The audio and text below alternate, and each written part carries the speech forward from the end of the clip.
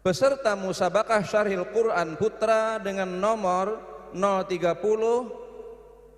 akan membawakan syarahan yang berjudul Memperkuat Spiritualitas Menuju Indonesia Tangguh.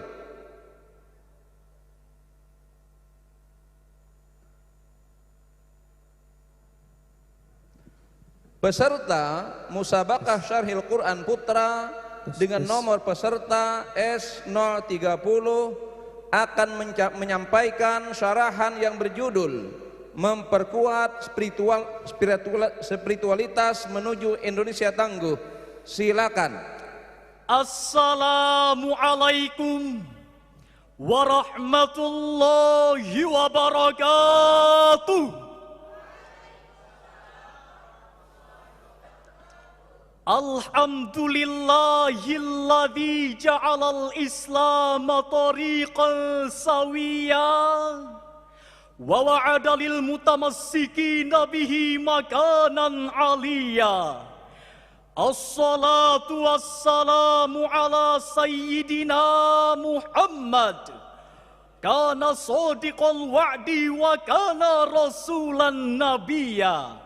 Wa ala alihi wa ashabihi alladhina yuhsinuna islamahum wa lam yaf'alu syai'an fariya. Amma ba'd. Dewan Hakim nan arif dan bijaksana, hadirin sebangsa dan setanah air yang berbahagia. Arnold Toynbee, seorang sejarawan terkemuka asal Inggris, dalam sebuah bukunya yang berjudul Studi History telah melakukan sebuah identifikasi terhadap faktor kebangkitan dan kejatuhan sekitar 20 peradaban bangsa di dunia. Dahsyatnya hadirin, dari setiap kasus yang diidentifikasi, Toynbee akhirnya menemukan adanya korelasi yang kuat, erat dan juga mengikat antara disintegrasi peradaban dengan melemahnya visi spiritual peradaban.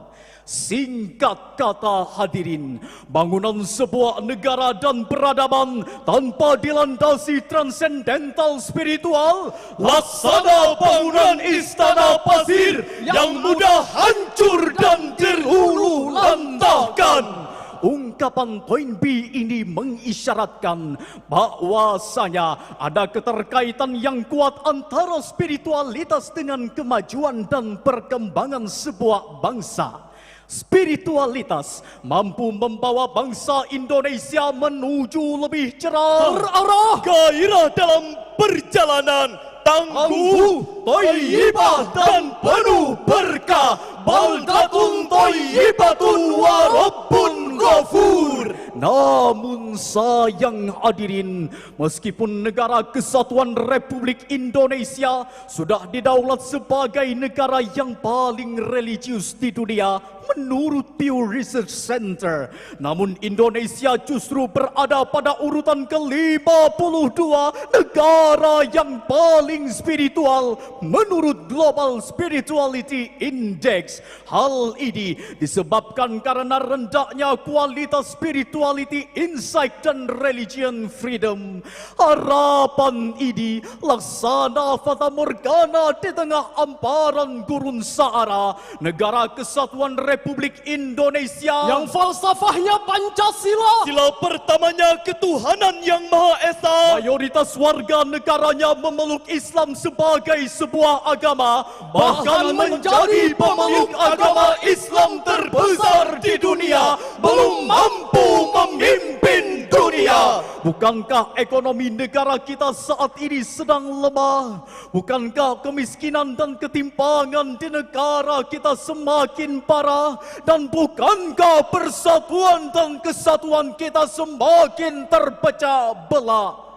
Setelah kami berkontemplasi dengan perspektif hati yang nurani, pada kesempatan musabaqah syar'il Quran ini, perkenankanlah kami menyampaikan sebuah syara'an Al-Quran yang berjudul Memperkuat Spiritualitas Menuju Indonesia Tangguh, dengan landasan firman Allah dalam Al-Quran, Surah Al-A'raf ayat 96. A'udzu billahi minasyaitonir rajim.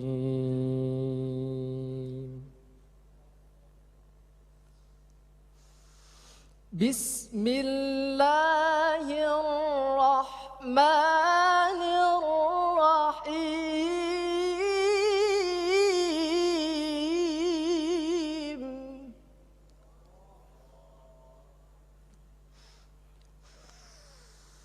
ولو أن أهل القرى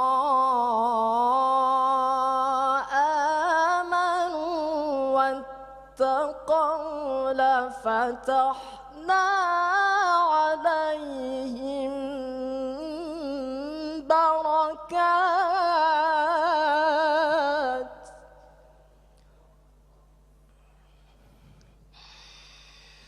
لفتحنا عليهم بركات من السماء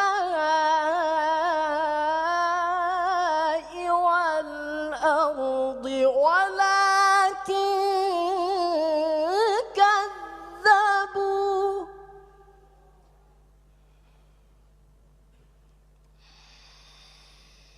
ولكن كذبوا فأخذناهم بما كانوا يكسبون.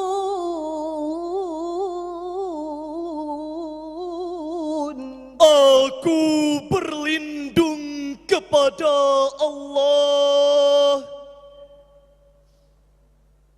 dari godaan syaitan yang terkutuk dengan menyebut nama Allah yang Maha Pengasih, Pelimpah Kasih, Maha Penyayang, Penebar Sayang. Dan sekiranya penduduk negeri beriman dan bertakwa, pasti kami akan melimpahkan kepada mereka berkah dari langit dan bumi. Tetapi ternyata mereka mendustakan ayat-ayat kami. Maka kami siksa mereka sesuai dengan apa yang mereka kerjakan. Hadirin wal hadirat rahimakumullah. Dalam ilmu ma'ani, ayat ini menggunakan gaya bahasa taraji, yakni sebuah gaya bahasa yang mengibaratkan sebuah harapan yang harus kita raih dan memungkinkan untuk mendapatkannya. Ayat ini sekaligus menjadi landasan etis teologis yang memposisikan iman dan takwa sebagai kunci kemajuan peradaban sebuah bangsa. Melalui ayat ini, Allah menjelaskan bahwa seandainya penduduk negeri itu benar-benar beriman dan bertakwa kepada Allah, melaksanakan apa yang diperintahkan dan menjauhi apa yang dilarangnya, maka niscaya Allah akan menghadirkan keberkahan, yakni apa yang mereka butuhkan tanpa sedikit pun rasa kesulitan, kesusahan dan juga kelelahan. Adapun orang-orang yang mendustakan Allah dan Rasul-Nya, mereka akan diuji dengan kesusahan sebagai peringatan dan akan diuji dengan kemudahan sebagai istidraj dan tipuan. Demikian penafsiran Syekh Abdul Rahman Nasir As-Sa'di dalam tafsirnya Taisirul Karimir Rahman fi Tafsiril Kalamil Mannan, juz 9 halaman 337. Dari sini bisa kita pahami bahwa sebuah peradaban negara yang tidak dilandasi oleh nilai-nilai agama dan spiritual hanya akan menjadi bangsa yang lemah. Semua peradaban dan kemajuan mereka dapatkan hanyalah tipu daya dan semu belaka. Sebaliknya, sebuah negara yang didasari oleh iman dan takwa akan menjadi bangsa yang tangguh dan meraih kebahagiaan yang utuh. Sayyid Qutbi dalam tafsirnya fi Zilalil Quran menjelaskan bahwa ketangguhan Rasulullah dan para sahabatnya digunakan dalam menyebarkan agama Islam ke penjuru dunia. Bekal mereka adalah iman, perbendaharaan mereka juga adalah iman, sedangkan sandaran mereka adalah Allah. Semua bekal selain iman pasti habis, semua perbendaharaan selain iman pasti habis, sedangkan sandaran selain Allah pasti roboh. Hadirin rahimakumullah, jangan biarkan kita menjadi pribadi yang solih secara ritual namun kurang dalam kesolihan sosial. Jangan biarkan bangsa kita menjadi bangsa yang hanya cerdas intelektual namun lemah dalam kecerdasan spiritual. Dalam hal ini, Karen Armstrong dalam bukunya The Great Transformation pada tahun 2006 menekankan penting bagi kita agar tidak hanya berhenti pada apa yang kita percaya, namun juga manifestasi dengan kehidupan yang nyata. Jangan biarkan modus beragama berhenti sebagai pemujaan eksterioritas formalisme saja, tanpa sanggup menggali interioritas nilai spiritualitas dan moralitas. Dalam panggung sejarah, kita bisa menyaksikan bagaimana ketangguhan Rasulullah dan para sahabatnya dalam melakukan perjalanan hijrah di kota Madinah. Kala itu Rasulullah dan Abu Bakar bersembunyi di Gua Thur dan hampir tertangkap. Abu Bakar merasa khawatir dan sedih, namun karena ketangguhan spiritualitas yang mereka miliki mampu membangkitkan semangat dan optimisme yang tinggi. La tahzan innallaha ma'ana, jangan bersedih, sesungguhnya Allah bersama kita. Hadirin rahimakumullah, disinilah urgensi peningkatan spiritualitas dalam menghadapi era modernitas untuk menuju kehidupan yang berkualitas. Sebab spiritualitas dalam diri membuat kita bertanya mengapa kita melakukan sesuatu, dan membuat kita bertanya bagaimana menjadikannya lebih baik. Spirituality in human beings make us ask why we are doing what we are doing and make us seek some fundamentally the better way of doing it. Demikian ungkapan Danang Soar dan Marshall dalam bukunya Spiritual Capital. Timbul pertanyaan, bagaimanakah langkah untuk meningkatkan spiritualitas dalam diri kita? Profesor Dr. Yusuf Kordowi menjelaskan ada beberapa upaya yang bisa dilakukan untuk memperkokoh spiritualitas, yakni tat'irul qalbi dan juga tazkiyatun nafsi, atau dalam ilmu tasawuf disebut dengan tahalli, yakni sebuah proses yang mensucikan hati sebagai pusat kesadaran dari noda dan dosa. Melalui proses inilah kemenangan bisa kita raih. Allah Subhanahu wa Ta'ala berfirman dalam Al-Quran surah Asy-Syams ayat 7 sampai 11. Wa nafsin wa ma sawwaha فألهمها فجورها وتقواها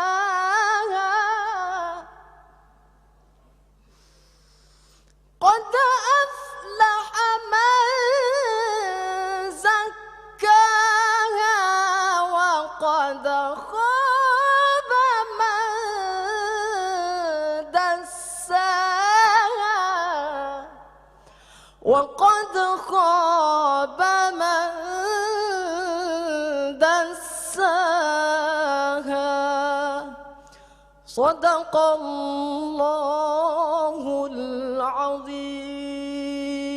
Demi jiwa serta penyempurnaan ciptaannya, maka dia mengilhamkan kepadanya jalan kejahatan dan ketakwaannya. Sungguh beruntung orang yang menyucikannya jiwa itu, dan sungguh rugi orang yang mengotorinya. Maha benar Allah yang Maha Agung dengan segala firman-Nya. Hadirin wal hadirat rahimakumullah, Surah Asy-Syams memiliki banyak sekali keindahan bahasa. Syekh Muhammad Ali As-Sabuni dalam Safwatut Tafasir menjelaskan bahwa secara balaghah ayat ini menggunakan gaya bahasa tibaq yang artinya kesesuaian antara dua kata atau lebih, sekaligus menggunakan gaya bahasa perbandingan yang sangat lembut antara matahari dan bulan, siang dan malam, ketakwaan dan kedurhakaan, serta kekotoran dan kesucian. Kebahagiaan ini mencakup dua dimensi, yakni dimensi dunia dan juga akhirat. Konsep kebahagiaan inilah yang Al-Quran rumuskan secara kafah, yang tak terbatas pada nilai materialisme saja dalam menghadapi era modern yang selalu memandang kebahagiaan serta harga diri manusia yang terletak pada Agung dengan segala firman-Nya. Hadirin wal hadirat rahimakumullah, Surah Asy-Syams memiliki banyak sekali keindahan bahasa. Syekh Muhammad Ali As-Sabuni dalam Safwatut Tafasir menjelaskan bahwa secara balaghah ayat ini menggunakan gaya bahasa tibaq yang artinya kesesuaian antara dua kata atau lebih, sekaligus menggunakan gaya bahasa perbandingan yang sangat lembut antara matahari dan bulan, siang dan malam, ketakwaan dan kedurhakaan, serta kekotoran dan kesucian. Kebahagiaan ini mencakup dua dimensi, yakni dimensi dunia dan juga akhirat. Konsep kebahagiaan inilah yang Al-Quran rumuskan secara kafah, yang tak terbatas pada nilai materialisme saja dalam menghadapi era modern yang selalu memandang kebahagiaan serta harga diri manusia yang terletak pada kesempurnaan fisik dan lahiriah saja. Sungguh, proses tazkiyah adalah proses sungguh-sungguhnya manusia dalam menjaga matahari kalbunya agar tidak mengalami gerhana, begitu pula dengan bulannya agar tidak mengalami hal yang sama. Ia harus menjaga siangnya agar tidak keruh dan malamnya tidak kesinambungan. Untuk meraih hal-hal tersebut diperlukan adanya perhatian pada nilai-nilai spiritualitas yang serupa dengan nilai material yang mana Allah bersumpah atasnya. Matahari adalah simbol tuntunan kenabian yang cahayanya terang benderang, siang adalah pengetahuan yang suci, serta malam adalah kelalaian karena lalai dari tuntunan ilahi. Demikian ungkapan Al-Biqai sebagaimana yang diungkapkan oleh Profesor Dr. Muhammad Quraisy Shihab dalam tafsir Al-Misbah halaman 348. Hadirin wal hadirat rahimakumullah. Dari uraian tadi dapatlah diambil kesimpulan bahwa untuk meraih Indonesia tangguh dan kesuksesan sejati diperlukan adanya peningkatan kualitas spiritual dengan mengokohkan nilai iman dan takwa sebagai proses menuju tazkiyah. Tak ada cara lain selain menghadapkan muka kita pada agama Islam sebagaimana fitrahnya kita sebagai manusia dan juga ciptaan Allah Subhanahu wa taala. Untuk menutup syaraan ini, perkenankanlah kami menyampaikan sebuah syair lagu berikut ini. Kalam suci menyentuh kalbu berjuang, Berjuang maju serentak mencapai kemenangan, kemenangan untuk negara, bangsa dan keadilan. keadilan. Panggilan jihad hidupkan, panggilan jihad hidupkan. Allahu Akbar, Allahu Akbar, Allahu Akbar. Demikian dan sekian. Wassalamualaikum warahmatullahi wabarakatuh.